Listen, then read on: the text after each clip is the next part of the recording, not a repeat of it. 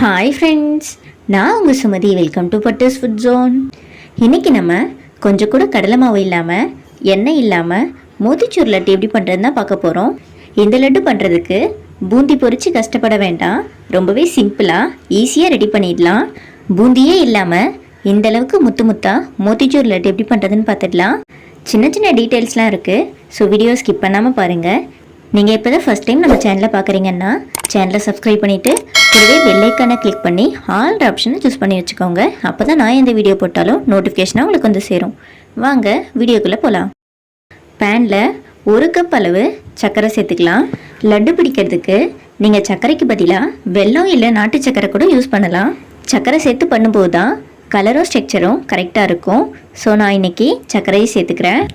எந்த கப்பால் சர்க்கரை எடுத்தீங்களோ அதே கப்பால் 1 கப் தண்ணி சேர்த்துக்கலாம். 1 கப் சர்க்கரைக்கு 1 கப் தண்ணி கரெக்டாக இருக்கும். எக்ஸ்ட்ரா சேர்க்க வேண்டாம். நம்ம சேர்த்த சர்க்கரை ஃபுல்லாக தண்ணியில் நல்லா கரைஞ்சி வரணும்.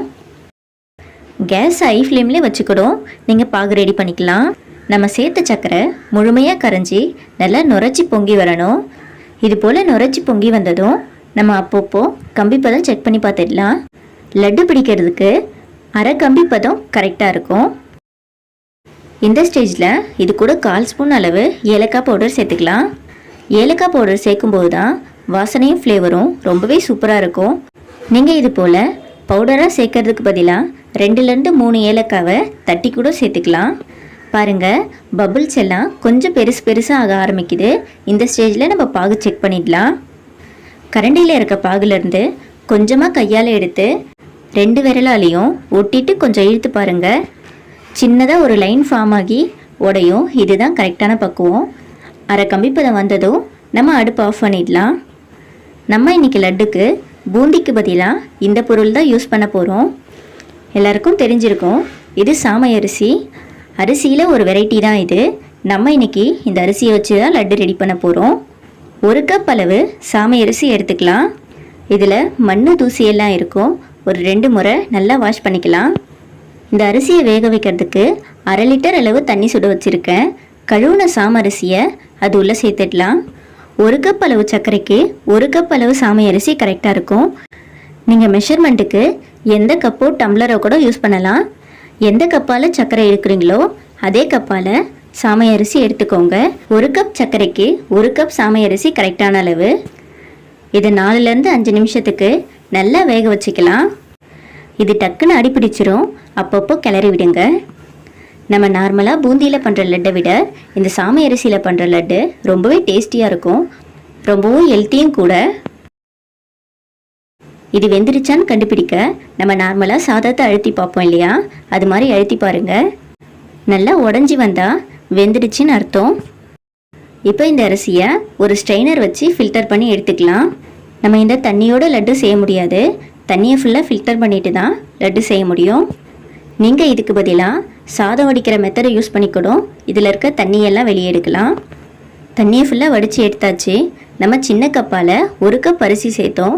இது எந்த அளவுக்கு வந்திருக்குன்னு பாருங்கள். அரிசி முழுமையாக வெந்து நல்லா முத்து முத்தாக வந்திருக்கு. நம்ம ஆல்ரெடி ரெடி பண்ணோம் இல்லையா பாகு, அது லைட்டாக ஹீட் பண்ணிவிட்டு அதோட 1 ஸ்பூன் அளவுக்கு ஃபுட் கலர் சேர்த்துக்கலாம். Food colour full and full optional தான். நீங்கள் விருப்பப்பட்டால் சேர்த்துக்கோங்க. நான் இன்றைக்கி ஆரஞ்சு ரேட்டு ஃபுட் கலர் தான் சேர்த்துருக்கேன். நீங்கள் இதுக்கு பதிலாக எல்லோ கலர் கூட சேர்த்துக்கலாம். இப்போ இதில் நம்ம வேக வச்ச சாமை அரிசியை சேர்த்துடலாம். சர்க்கரை பாகோட நல்லா மிக்ஸ் ஆகி ஊறி வரணும். ஒரு 2 நிமிஷத்துக்கு அடுப்பை மீடியம் ஃப்ளேம்லேயே வச்சு நல்லா கலந்து விடுங்க. நல்லா கலந்து விடுங்க. அரிசி சர்க்கரை பாகு நல்லா உறிஞ்சி ஊறி வரணும். பாருங்கள், பூந்தி பொரிச்சு போட்ட மாதிரி எந்தளவுக்கு முத்து முத்தாக இருக்குது. சர்க்கரை பாகில் இருக்க தண்ணி எல்லாம் அரிசி உறிஞ்சி இறுகி வரணும். இப்போ இது கூட 1/4 ஸ்பூன் அளவுக்கு சுக்கு பவுடர் சேர்த்துக்கலாம். இந்த பவுடரை நம்ம டேஸ்ட்டுக்கும் செரிமானத்துக்கும் தான் போடுறோம். சுக்கு பவுடர் ஆப்ஷனல் தான். உங்ககிட்ட இருந்தால் சேர்த்துக்கோங்க. இப்போ இதை நல்லா மிக்ஸ் பண்ணிவிட்டு அடுப்பை லோ ஃப்ளேமில் வச்சு 2 நிமிஷத்துக்கு அப்படியே வேக விட்டுடலாம். தண்ணி ஓரளவு சுண்டி வந்ததும் இது கூட 3 ஸ்பூன் அளவுக்கு நெய் சேர்த்துக்கலாம். நெய் சேர்க்கும்போது தான் லட்டு நல்ல வாசனையாக டேஸ்ட்டாக இருக்கும். 3 ஸ்பூன் நெய் மீடியமான அளவு நீங்கள் எக்ஸ்ட்ரா நெய் சாப்பிடுவீங்கன்னா 4லேருந்து 5 ஸ்பூன் கூட சேர்த்துக்கோங்க. பாருங்கள், தண்ணி மொத்தமும் சுண்டி வந்துருச்சு. நம்ம சேர்த்த நெய்யோட நல்ல வாசனையாக இருக்குது. இந்த ஸ்டேஜில் இது கூட தேவையான அளவுக்கு நம்ம நட்ஸ் சேர்த்துக்கலாம். நான் இன்றைக்கி முந்திரி பருப்பு சேர்க்குறேன். லட்டு பண்ணுறதுக்கு முந்திரியை நெய்யில் வறுக்காமலே சேர்க்கலாம். நீங்கள் பாதாம் ட்ரை கிரேப்ஸ்னு எக்ஸ்ட்ரா எது வேணாலும் சேர்த்துக்கலாம். இதை நல்லா மிக்ஸ் பண்ணி விட்டுட்டு அடுப்பு ஆஃப் பண்ணிடலாம். இந்தளவுக்கு இருந்தால் லட்டு பிடிக்கிறதுக்கு கரெக்டாக இருக்கும். ரொம்ப நேரத்துக்கு அடுப்புலேயே இருந்தால் லட்டு ரொம்ப ஹார்டாகிடும். இந்த பக்கம் வந்ததும் அடுப்பு ஆஃப் பண்ணிவிட்டு இதை வேறு பிளேட்டுக்கு மாற்றிடலாம். சூடாக லட்டு பிடிக்க முடியாது. கொஞ்சம் கை பொறுக்கிற அளவு சூடு வந்ததும் கையில் கொஞ்சமாக நெய் இல்லை எண்ணெய் தேய்ச்சிட்டு நம்ம லட்டு பிடிக்க ஆரம்பிச்சிடலாம். நம்ம ரெடி பண்ண லட்டு மிக்ஸ்லேருந்து உங்கள் கைக்கு எவ்வளோ கொள்ளுமோ அந்தளவுக்கு மாவு எடுத்துக்கலாம். லட்டு உங்களுக்கு எந்த சைஸ்க்கு வேணுமோ அந்தளவுக்கு மாவு எடுத்துக்கோங்க. 2 கையும் யூஸ் பண்ண வேண்டாம். ஒரு கையாலே நல்லா சாஃப்டாக லட்டு உருட்டுங்க. ரொம்பவும் அழுத்தி உருட்ட வேண்டாம். லட்டு அந்தளவுக்கு ஹார்டாக இருக்காது. கொஞ்சம் சாஃப்டாக உருட்டினாலே லட்டு அழகாக ரவுண்ட் ஷேப்க்கு வந்துடும்.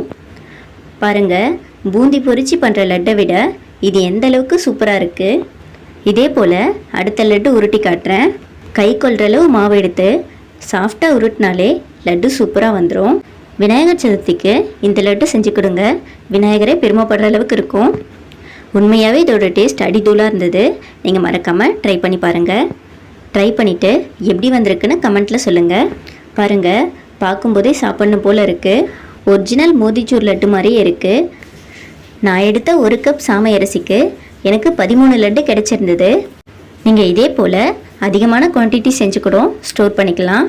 இந்த லட்டு வெளியவே வச்சா 2 நாள் வரைக்கும் கெட்டு போகாமல் இருக்கும். ஃப்ரிட்ஜில் வச்சா 1 வீக் வரைக்கும் நம்ம ஸ்டோர் பண்ணி சாப்பிடலாம். பூந்தி இல்லாமல், கடலை மாவு இல்லாமல், எண்ணெய் இல்லாமல் ரொம்பவே இன்ஸ்டண்ட்டான ஒரு லட்டு ரெடி பண்ணியாச்சு. இந்த லட்டு ரெசிபி உங்களுக்கு பிடிச்சிருந்தா மறக்காமல் லைக் பட்டனை கிளிக் பண்ணிவிடுங்க. லட்டு பிடிக்குன்ற உங்கள் ஃப்ரெண்ட்ஸ் அண்ட் ஃபேமிலிக்கும் இந்த வீடியோவை ஷேர் பண்ணிவிடுங்க.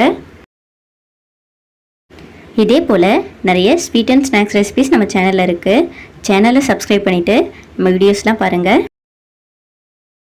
எந்தளவுக்கு லட்டு பர்ஃபெக்டாக வந்திருக்குன்னு பாருங்கள். நம்ம சேர்த்த ஏலக்காய் சுக்கு நெய்யோட லட்டு ரொம்பவே வாசனையாக இருக்குது.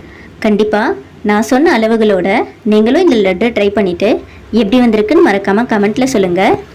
லட்டை இப்போது ஓப்பன் பண்ணி காட்டுறேன்.